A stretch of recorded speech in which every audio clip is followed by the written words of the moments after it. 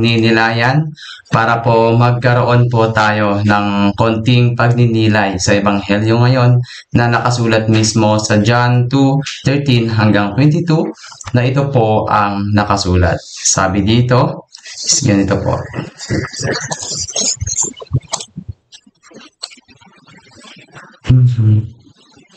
Sabi dito is ganito po ang mababasa sa Ebanghelyo ngayong araw. Malapit na ang Pasko ng mga Hudyo, kaya't pumunta si Jesus sa Jerusalem. Nakita niya sa templo ang mga nagtitinda ng mga baka, tupa at kalapati, at ang nagmamamalit ng mga salapi. Kumuha siya ng lubid at ginawa itong panghagupit at pinagtabuyan niyang palabas ang mga nagtitinda, pati na ang mga baka at tupa. Isinabog niya ang salapi sa mga mamamalit ng pera at ipinagtaob ang kanilang mga mesa. Pinagsabihan niya ang mga nagtitinda ng kalapati, "Alisin ninyo rito ang mga iyan. Huwag ninyong gawing palengke ang bahay ng aking ama." Naalala ng kanyang mga alagad ang sinabi sa kasulatan, "Ang malasakit ko sa iyong bahay ay tutupok sa akin." Dahil dito ay tinanong siya ng mga pinuno ng mga Hudyo, "Anong himala ang naipapakita mo upang mapatunayang may karapatang kang gawin ito?" Sumagot si Jesus, "Gibain ninyo ang templong ito sa loob ng 3 araw at muli gibain ninyo ang templong ito at sa loob ng 3 araw ay muli ko itong itatayo." Sinabi ng mga Hudyo, 46 na taong ginawa ang templong ito at itatayo mo sa loob ng 3 araw? Ngunit ang templong tinutukoy ni Jesus ay ang kanyang katawan. Kaya't nang siya'y muling nabuhay, naalala ng kanyang mga alagad ang sinabi niyang ito at sila'y naniwala sa kasulatan at sa sinabi ni Jesus. Mga kapatid, ang Ebanghelyo po ng ating Panginoong Hesus Kristo. So, my dear brothers and sisters, napaganda po ng Ebanghelyo ngayong araw na talagang nakasulat po ito sa nakasulat po ito sa John 2:13 hanggang 22. Ano po ba ang ibig sabihin nito?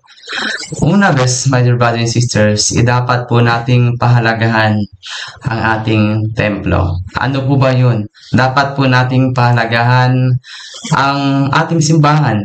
Kahit po maliit na chapel lang po yan, dapat po natin itong pahalagahan.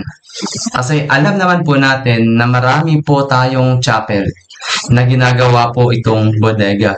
Ginagawa po itong lagayan ng mga kambing. Ginagawa po itong lagayan ng kung anumang gamit na hindi naman po dapat ilagay doon. So, ito pong Ebanghelyo ngayon ay nagpapahiwatig po na bigyan po natin ng halaga ang ating simbahan. Kailangan po natin itong bigyan ng oras, pansin, para maayos ang sistema doon. Marami sa ating mga kapatid, mga kaibigan, ang nagbibigay o nagdo-donate ng kanilang mga gamit para sa simbahan para ito po ay mapaganda at mapabigyan din ito ng kulay. Pero ano ba ang pinakapunto ng Ebanghelyo ngayon? So, pag-usapan po natin ang isa sa pinakamalalim na bahagi ng Ebanghelyo ngayon, kung saan ba tumutukoy ang sinasabi ni Jesus sa kanyang templo. Ang templo ng kanyang Panginoon. Doon po tayo nanalangin, doon po tayo nag-uumpisa. Doon po nag-uumpisa ang ating pananampalataya. So ano ba? Ano ba talaga ang kailangan nating gawin sa ating templo? Pahalagahan po natin ang ating simbahan. My dear brothers and sisters, hindi po ibig sabihin na nagsimba lang tayo tuwing linggo, pupunta lang tayo doon, manalangin, at aalis na. Tandaan po natin, hindi po mabubuo ang isang simbahan kung walang pagkakaisa nating mga Katoliko. Tayo po, my dear brothers and sisters, ay kung tayo magkakaisa, sigurado po tayong may maaabot po tayo na at walang kaduda-duda. Bigyan din natin ito ng pansin sa ating sarili. Ano ba ang ating sarili? Templo ba ito ng Panginoong Diyos? Yes po mga kapatid. Hindi lang po isang bagay o kahit anuman ang ibig sabihin ng templo. No? Hindi po yun. Isa rin po sa templo ng ating Panginoon ay ang ating katawan. Kaya kailangan po natin itong alagaan. Marami sa atin ngayon ang gumagawa ng mga bagay na hindi karapat-dapat. So dito po sa amin, naging uso po minsan ang pagpapakamatay. Tandaan po natin, ang ating katawan ay templo rin po ng Panginoon ayon sa 1 Corinthians 3:16 hanggang 17 at babasahin po natin ito. Sabi dito sa unang Corinthians 16 hanggang 17, ganito po ang nakasulat. Sabi dito, ganito po.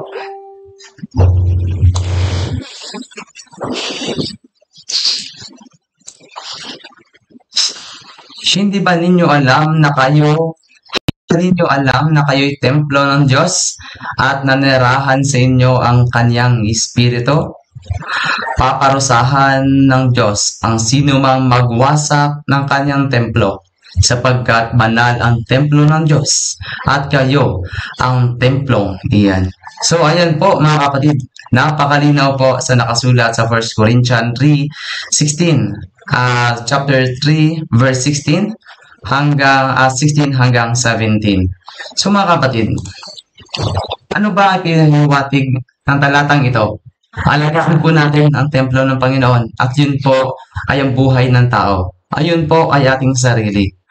So kung ikaw po ay grabe mong trabaho, bigyan mo po ng pagkakataong alagaan ang inyong sarili. Hindi lang po yung physical, hindi lang po yung pang-mental. So kailangan din po natin ng spiritual.